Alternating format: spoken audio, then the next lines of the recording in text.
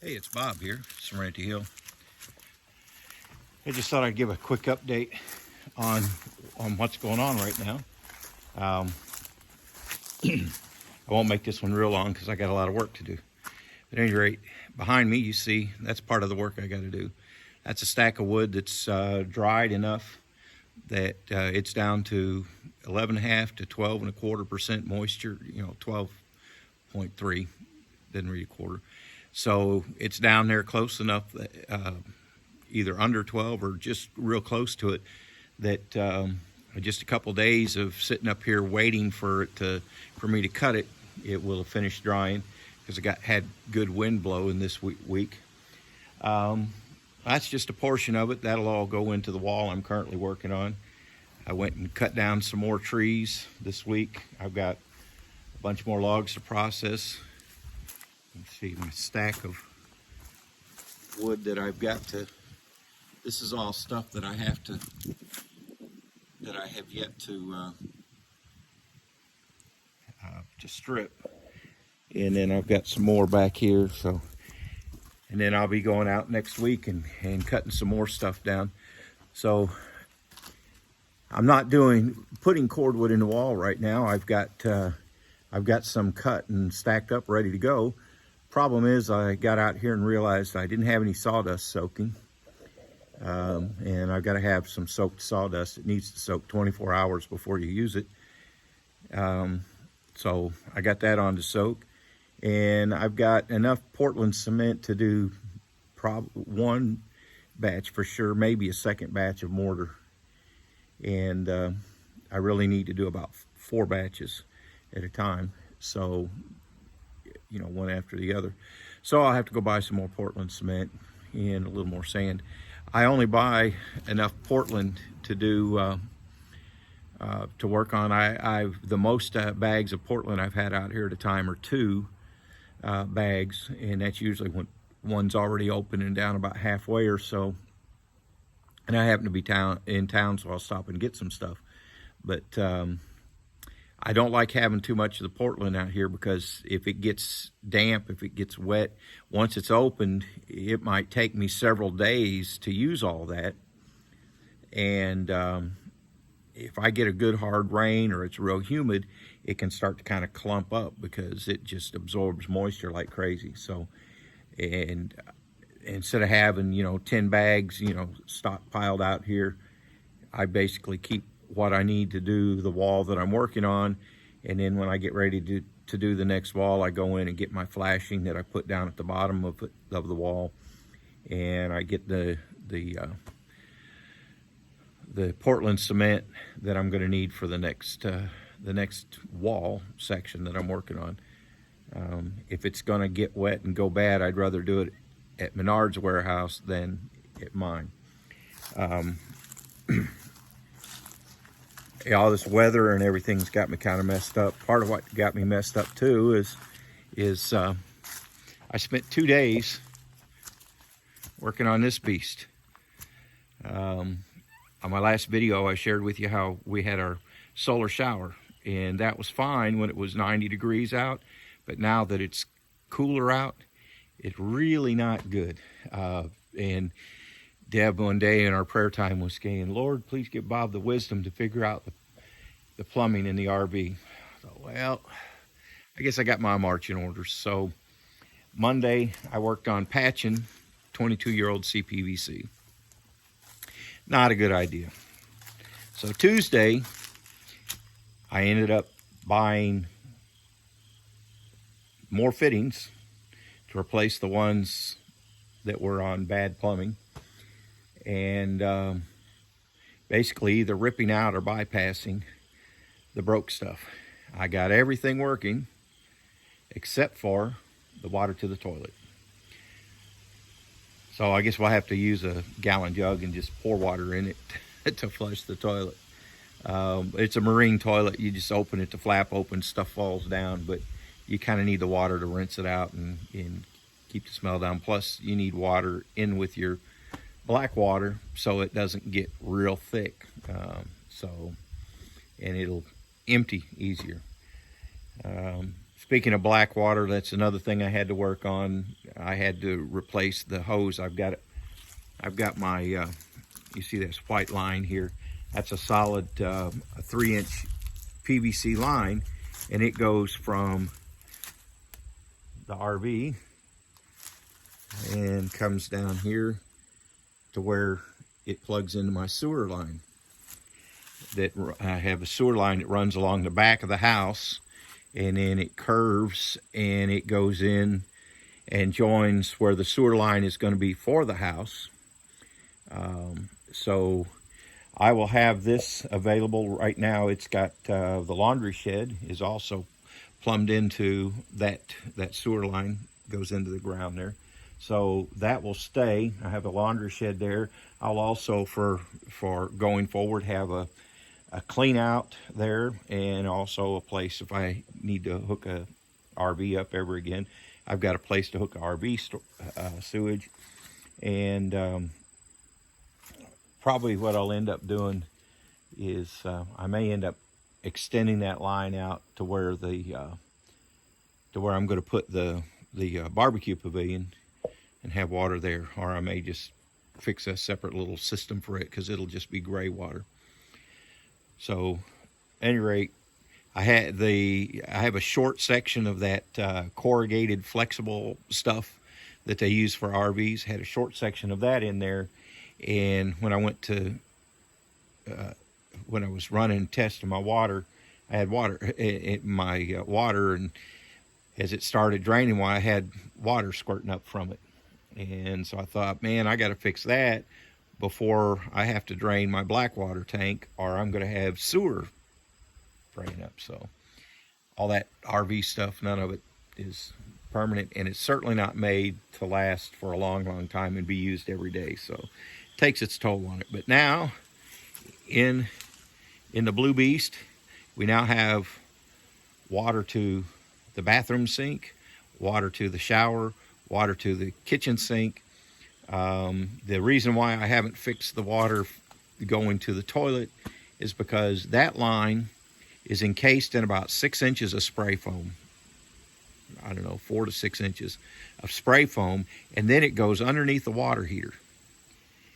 And there's only about 1.5 inches between the water heater and the floor, the bottom of the water heater and the floor of the RV. These hands will not fit in there. And so the only way that I can think of to fix that would be to disconnect the water heater, disconnect the propane line, the water in, the water out from the water heater, and pull it out of the RV so I can get to that line for the toilet to fix it.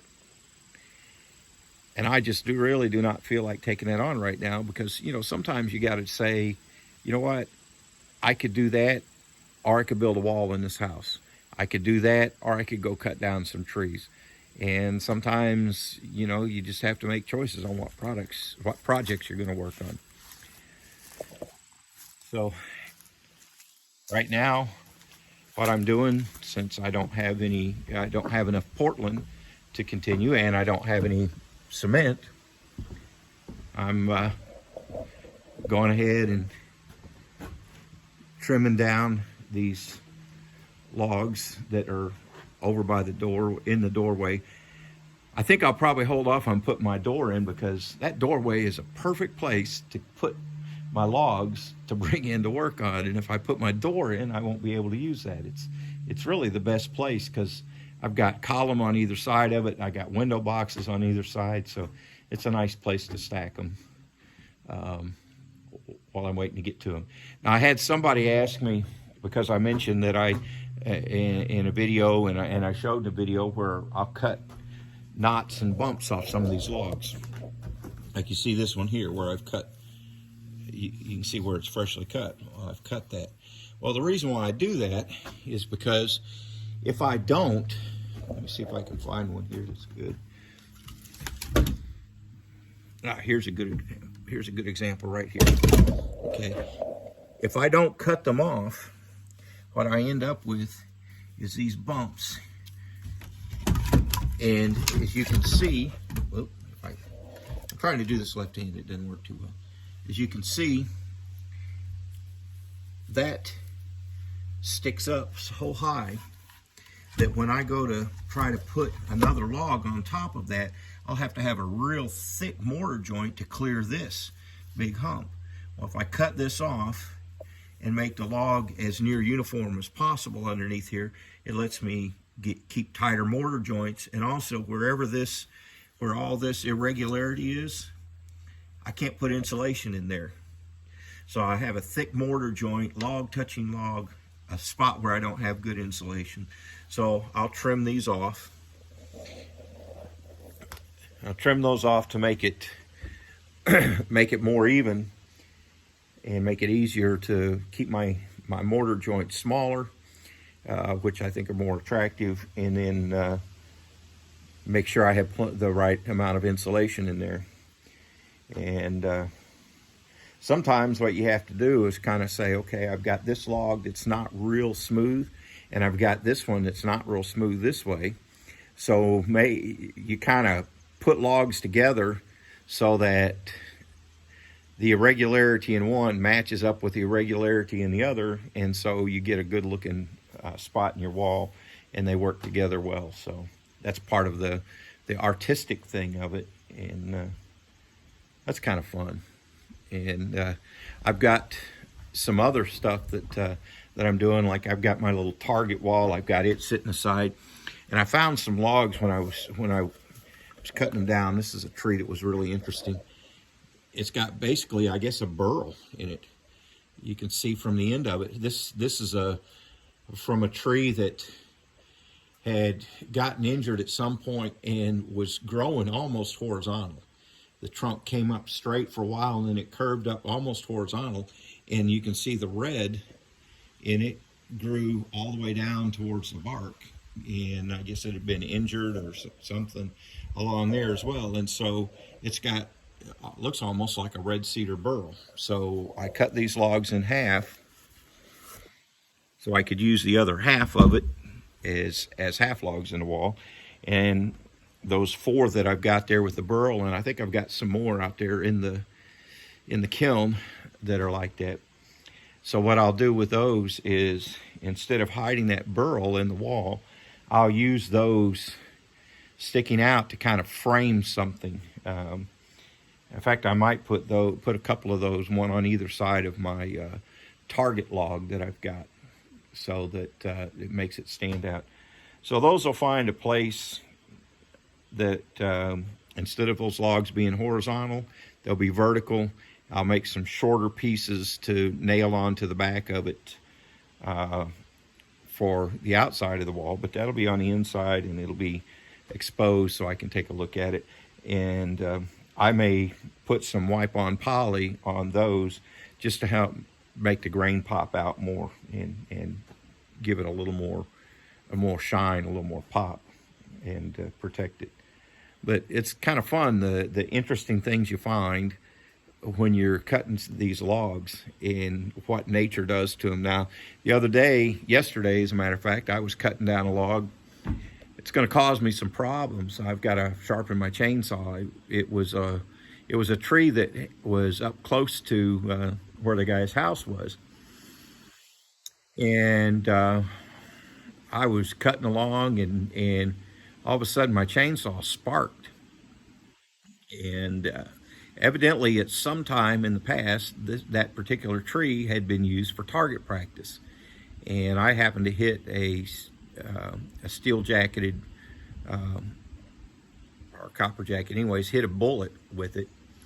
And I'm thinking it was a steel bullet, probably maybe military surplus or something, but it wasn't a soft lead one, because lead doesn't spark when you hit it with a chainsaw. I've hit a couple of those, but it sparked pretty good, and then my saw didn't cut as well after that. So I got to sharpen the chain and let my back and shoulders and hips and knees and neck everything recuperate from crawling underneath the kitchen sink and the bathroom sink in the RV, replacing that. Man, I tell you, working on plumbing inside an RV is not fun. The plumbing that broke is actually between the frame and the black water and gray water tanks. And the only way to get to that plumbing would be to disconnect my sewer lines and drop that black water and gray water tank down to get to them. And I thought, man, I'm not going to do that. That's just, man, I don't have equipment to support it, and that's just an awful lot of nasty, messy work. And so I rerouted the way it comes in so that I can actually get to it if it ever breaks again. So right now, if I were, because the valve that routes water for if you want to bypass, if you want to go to the tank, freshwater tank, it's got a 150-gallon freshwater tank. I can't use that right now. That valve it hasn't worked since we bought the RV, and all that plumbing is bad. So if I want to ever use a freshwater tank, I'm going to have to.